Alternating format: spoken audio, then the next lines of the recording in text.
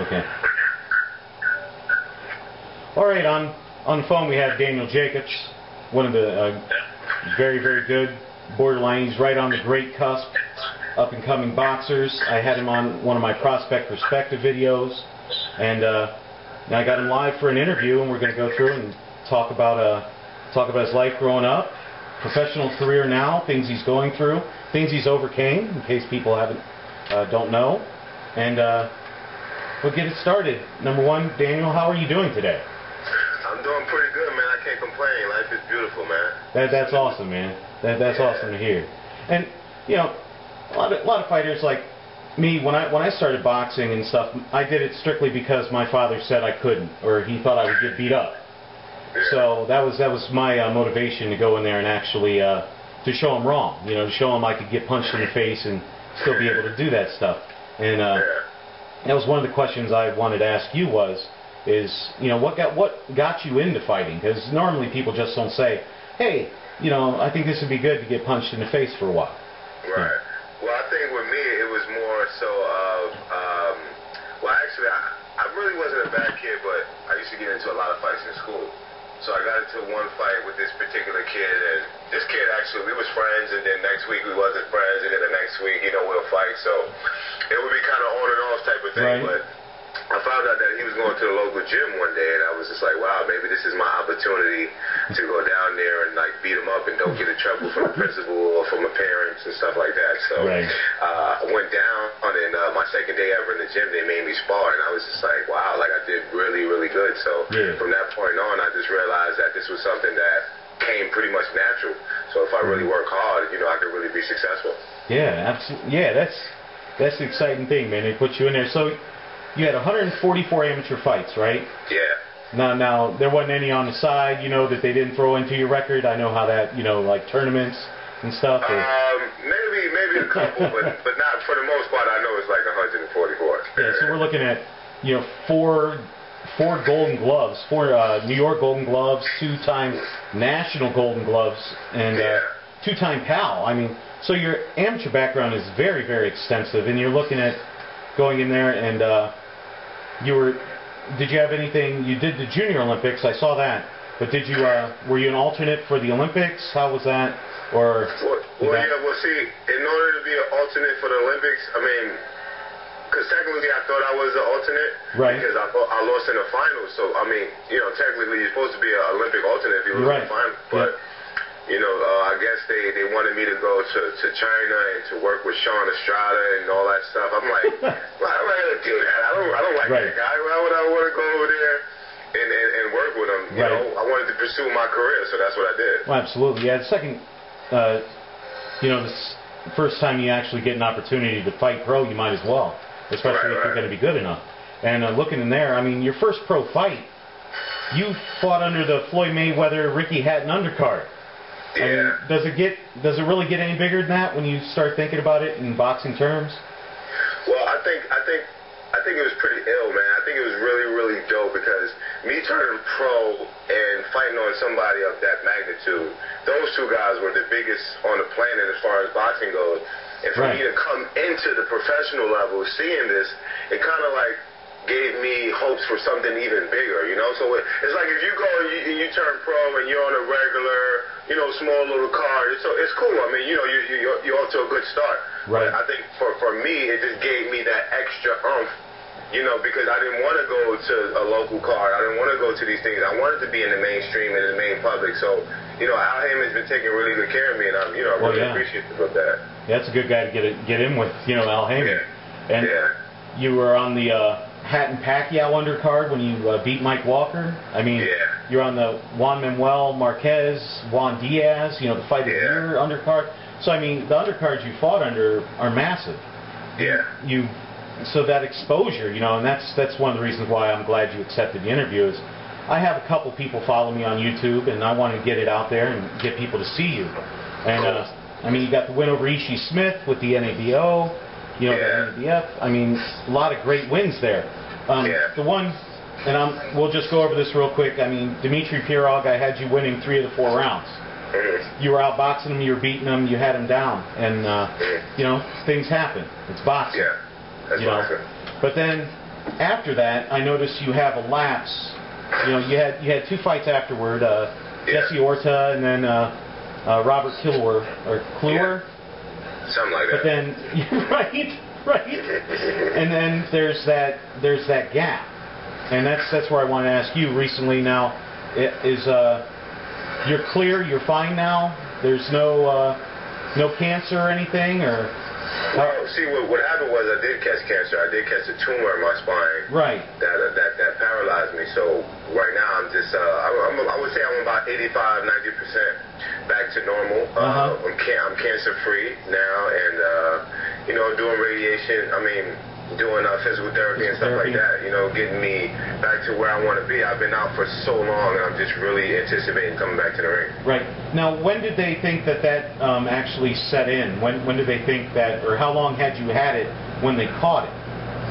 Well, see, they said the type of cancer that I had was a very rare cancer. They said it was called osteosarcoma, and it's very rare, and it's like it'll live in you for your life, but it'll come out maybe from like 20 to 25, and I caught it when I was 24, so they said it was the perfect time it came out, but which is very weird. I have no idea how it would live in me for all my life, but you know.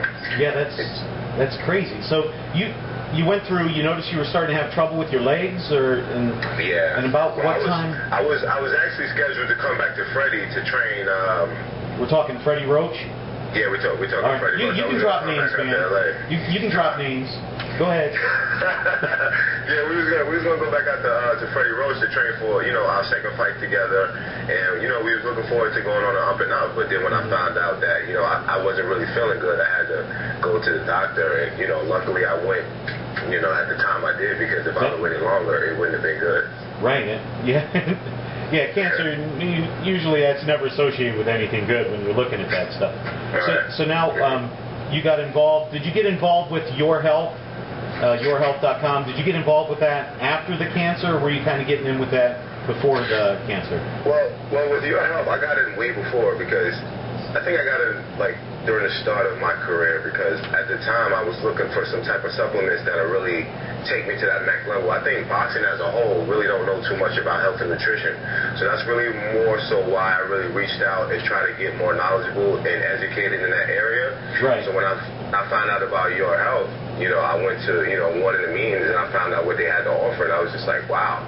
You know, as far as the products are concerned, they're amazing. But as far as the business side, I think it's amazing as well. So, you know, with Your Health, I've been doing very, very well. So I'm very happy being with them and, you know, being a part of it and spreading good health and letting people know that, you know, no matter who you are, because, you know, here I am, a 24-year-old man that's in shape, you know, world-class athlete, right, you know, get sick. So, you know, health is very critical and it's important. And, you know, trying to bring awareness to people is my biggest thing right now. Absolutely, yeah. Training can only get you so far. You have to have the nutrition and all that to go with it. I've been blessed that I've been able to coach some kids amateur, and that was always a big thing. Is I was like, you can run all the miles you want and stuff, but what you're putting inside your body, if it's bad, ultimately the end result's going to be bad. So the bigger question is are you still regular? Am I still regular? What does that mean? Well, I was watching. If anybody watches those videos, you talked about the probiotic or something like that. And you were like, well, you know, I'm regular, man, and I'm good. Listen, let me tell you something. No joke, man. I'm so regular right now. Yeah, that's cool, man. I had to bring that up, man. I just want to mess with you a little bit there.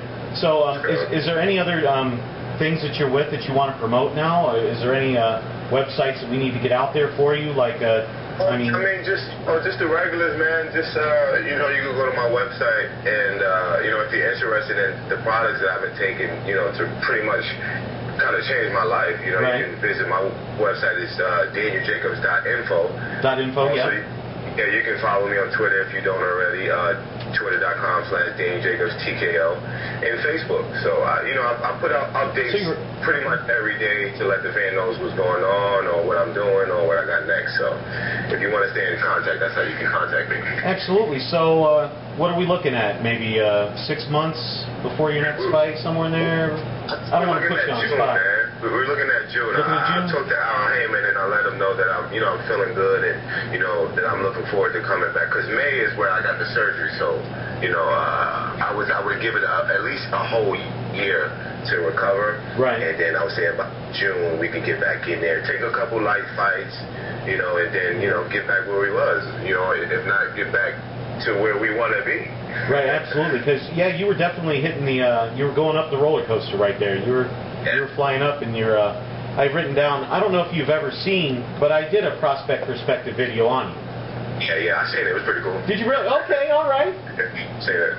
All right. Anything you disagreed with? Did I miss on anything, or was it pretty good? I don't remember it too well, but when I first saw it, I was like, who is this guy? He thinks he knows everything. He thinks he knows me. This guy doesn't know anything. I was just jumping on you a little bit. But you had some pretty cool points, man. I mean, if anybody in any sport, you always got to listen to somebody who has that third view, man, because you don't see what they see, so you gotta respect anybody and anybody's perspective on, how you can better yourself. So, I appreciate that.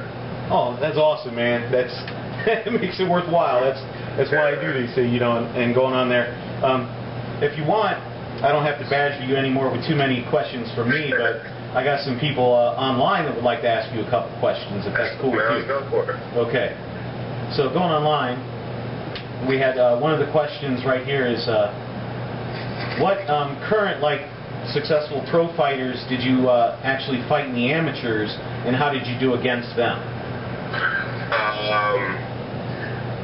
I fought Sean Porter was doing very good. I fought him. Yeah. Maybe 7 times. I fought him 1,000 times. I fought some pretty good guys that I would say. I don't know, because I've lost to a handful of guys, but in my mind they're not really doing anything right now as far as being out on the mark. But just to name a few, I fought I wouldn't even name Sean Estrada, man. He's not really doing anything. No. Who else would I name? Just a couple guys, man. If you go on my record as an amateur, you can see some of the guys that I fought. Some well-known guys, man. I wish everybody the best, and I'm glad that school, that graduating class is, trying to come up and do bigger and better things and become that next generation. I just hope I can get back to join them. Oh, that's a definite right there, man. It's a definite. You're looking at, you've got, 4 years since you turned pro. You already got 23 fights in. So, I mean, you're on the way, and that's going to be exciting to see you continue on, and I'm glad I got this interview with you. Glad you took the time. And if down the road, if some big fights come up, would you object to me getting a hold of you again, maybe talking about that up and coming fight? Come on, man. Absolutely not, brother. All right. I'm always going to be here for the people. All right, man. That's awesome. So you have a great day. Thank you for taking your time. Thank you. And I think we're pretty much out. I think we're out of here. Cool, man. Oh, wait, we got one more. Someone snuck one in on me right at the end there. What are your views on the Peterson brothers and an all-time great as in Roy Jones Jr. and stuff? What are your views on those guys, if you would? My views on the Peterson brothers? I think the Peterson brothers are doing very good, man. I think they're very dominant in the amateurs. More so Lamont than his brother. But his brother has come out in the pros and really made the big transition. But they're doing very well. They have an amazing story, and they're good guys. So, I'm very, very happy for those guys. And as far as all-time greats, my guy, I love Roy Jones, man. No matter how many losses he had recently, people still got to remember the good days that he had, and entertaining us in the time that he did. Everybody is going to have their time, but you got to at least show some love when they give it their best, when they are good. So, Roy Jones is my greatest of all time. Roy Jones, all right. All right. Now, I noticed you went up to super middleweight. I just wanted to talk about that. Right after the Pirog fight and stuff, you actually, you've kind of stepped up. And was that just because you can't make the weight anymore? Was that you're just filling out? You're getting, I mean, you're 23, 24, 25. I know when I was that age, I gained some weight. And it's just natural with putting it on. So it's more of a natural thing. I mean, you're 6'1", so 168, not too bad. That's that's not bad. But you know what? I'm still campaigning at 160. That's still going to be the weight that I'm trying to go for. But 160 is very convenient. Not that I don't like to work hard, but it's like, if it's not for a world championship fight, if we can make it 163, if we can make 164, why not? Extra stress that really have to put on yourself, training for fights. But with this, I'm just so very blessed to be coming back and to be turning 25. My birthday's February 3rd, so I'll be turning 25 and starting a new chapter in my life. And boxing hopefully with this New Jersey, not New Jersey, the Brooklyn Nets. They're coming to Brooklyn and they've opened in the Brooklyn Stadium, the Barclays Center is what it's going to be called. So we're going to be fighting in there, and I'm just very excited about everything. It couldn't be better timing. Awesome. Well, I wish the best to you. Keep it up, keep punching, keep doing your thing, and God bless, and you have a great time, and thank you, and I'll hopefully talk to you again. All right, man. Thank you. God bless you too. All right, man. All right. Now, that's awesome.